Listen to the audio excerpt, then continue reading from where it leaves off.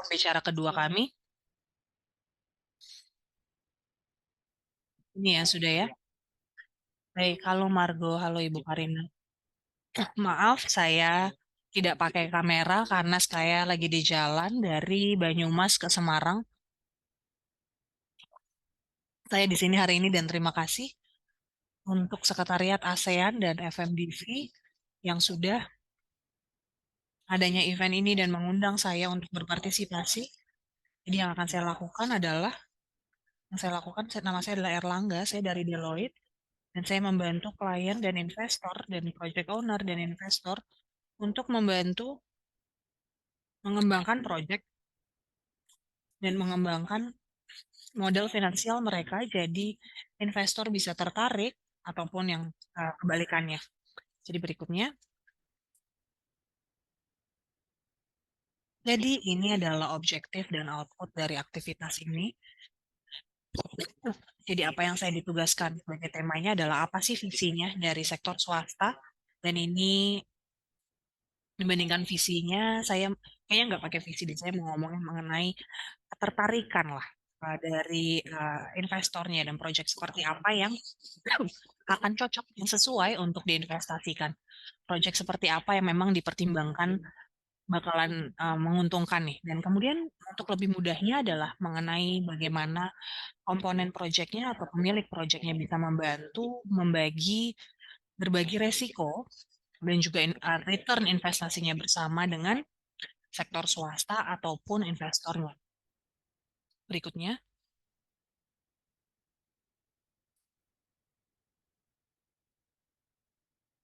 baik. Jadi ini adalah apa yang kami anggap di pasar sebagai kota pintar kriterianya, dan juga fasilitas apa yang mungkin dianggap untuk mendukung konsep smart city. Jadi saya nggak akan terlalu mendetail karena ini adalah bagian dari definisinya, dan saya yakin ini juga sudah sesuai dengan pengertian umum mengenai smart city itu apa sih. Berikutnya, jadi apa sih yang lebih penting? Yang lebih penting adalah project apa, project sponsor apa yang perlu dilakukan oleh project sponsor. Jadi mengenai ini ada beberapa pertanyaan, sebenarnya ada beberapa pernyataan. Jadi apakah project ini mengcapture keuntungan ekonomi melalui revenue stream yang langsung? Apakah mereka juga menghasilkan free cash flow? Jadi yang kami cari adalah revenue stream ini ya, free cash flow ini, karena memang dibutuhkan untuk mengcover beberapa pengeluaran atau expenses, terutama um, modal di awal dan juga maintenance dari project tersebut. Dan yang kedua, kita ngomongin mengenai resiko dan bagaimana resikonya ini dimitigasi dan bagaimana akan berdampak pada sumber atau sponsornya. Dan yang ketiga adalah bagaimana kita menggunakan cash flow yang tadi untuk membayar kembali beberapa mungkin hutang atau ekuitasnya, sahamnya, dan bisakah sumber modal dari publik ataupun swasta bisa dikombinasikan untuk menciptakan project yang bankable. Jadi ini di mana skema seperti PPP, kerjasama publik dan pemerintah, ataupun pengaturan kerjasama lainnya bisa dikembangkan. Kemudian yang terakhir adalah mengenai justifikasi ekonomi. Apabila nilai sekarang ini dari total biaya investasinya lebih besar dibandingkan uh, keuntungan bersihnya. Jadi yang kami lihat di sini sebagai lesson learn-nya juga adalah secara spesifik di subjek kota pintar atau smart city ini adalah, kalau ngomongin mengenai smart city, teknologi pintar yang dikembangkan, mereka harus terintegrasi ke infrastruktur yang sudah ada, berarti sistem legacy dan lain-lain. Dan kedua, selain pertimbangan finansial itu, kita juga perlu berhati-hati mengenai keamanan data dan juga masalah privasi. Jadi akan ada, kekhawatiran mengenai privasi yang meningkat dan juga ada, masalah etik mengenai penggunaan data.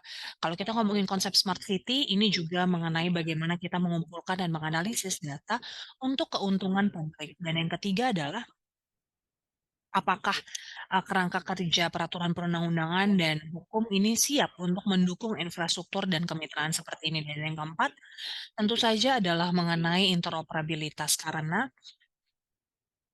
di nantinya kita akan melihat lebih banyak interconnectedness, keterhubungan dengan Internet of Things dan lain-lain. Apakah, informasi bisa dengan cepat dan aman ditransfer dan bisa terinteroperabilitas? Berikutnya,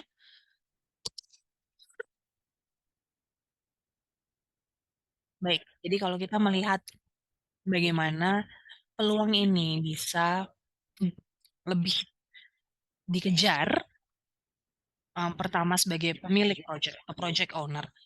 Note-nya, catatan kita harus menggarisbawahi beberapa isu ini. Pertama, mengerti gap-nya dalam pembiayaan dan kemudian kalau memang ada potensial resiko transfer yang lain, jadi mungkin mau mensinyalkan ke pasar, "Oh, kita mau kok, mengemban resiko ini dan mungkin berbagi resiko ini dengan sektor swasta dan apa saja yang tersedia," gitu. Jadi mengerti bisnis modelnya juga adalah sangat penting.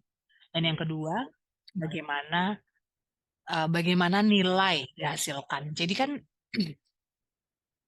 di dalam infrastruktur seperti ini kadang-kadang memang perlu mendemonstrasikan kurang lebih kayak siklus, dari penciptaan nilai, pembuatan nilai. Jadi kita harus tahu nilai-nilai apa yang bisa langsung dihasilkan dan tidak langsung juga capture-nya, dan kalau ada aset, aset-aset ini bisa nggak didaur ulang, dipergunakan kembali untuk membiayai investasi hijau misalkan. Jadi itu satu yang pertama, harus mengerti projeknya dan value-nya apa, nilainya apa, dan setelah itu kalau sudah mengerti baru kemudian mulai ngecek apa sih, pilihan pembiayaan yang tersedia untuk membantu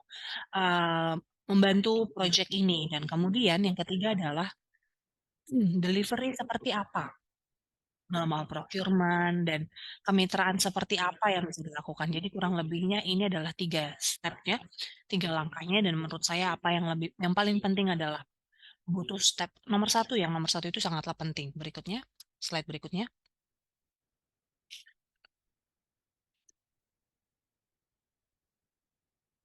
Jadi sebelumnya,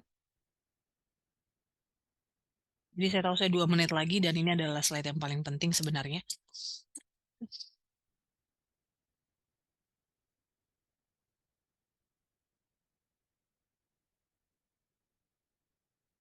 Oke, jadi business model Canvas.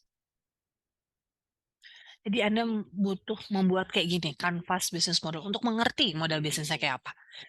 Jadi perlu tahu aktivitas utamanya, sumber daya utamanya. Jadi kita mendefinisikan apa saja dampaknya dan dalam hal delivery kepada penerimanya dan juga cash flow itu sendiri, bagaimana kita bisa memonetisasi apabila Anda adalah, kantor bupati, pemerintah kabupaten, pemerintah daerah, atau pemerintah pusat harus menggunakan dari hal ini ya untuk bisa membantu mereka berpartisipasi dan bersama-sama mengembangkan kota Babayu.